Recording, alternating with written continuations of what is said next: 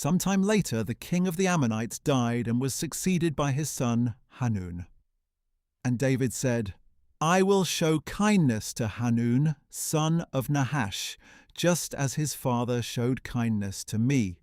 So David sent some of his servants to console Hanun concerning his father.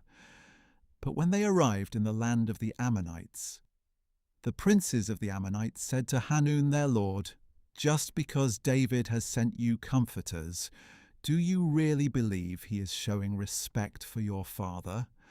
Has not David instead sent his servants to explore the city, spy it out, and overthrow it?" So Hanun took David's servants, shaved off half of each man's beard, cut off their garments at the hips, and sent them away.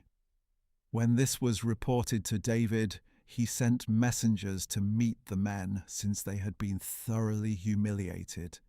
The king told them, "Stay in Jericho until your beards have grown back, and then return."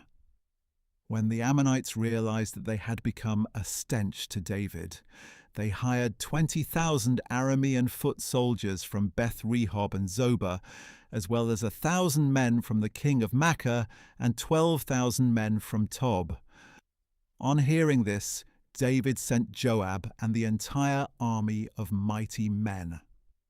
The Ammonites marched out and arrayed themselves for battle at the entrance of the city gate, while the Arameans of Zobah and Rehob and the men of Tob and Makkah were by themselves in the open country. When Joab saw the battle lines before him and behind him, he selected some of the best men of Israel and arrayed them against the Arameans. And he placed the rest of the troops under the command of his brother Abishai, who arrayed them against the Ammonites. "If the Arameans are too strong for me," said Joab, "then you will come to my rescue. And if the Ammonites are too strong for you, then I will come to your rescue. Be strong and let us fight bravely for our people and for the cities of our God. May the Lord do what is good in his sight." So Joab and his troops advanced to fight the Arameans, who fled before him. When the Ammonites saw that the Arameans had fled, they too fled before Abishai, and they entered the city. So Joab returned from fighting against the Ammonites and came to Jerusalem. When the Arameans saw that they had been defeated by Israel, they regrouped.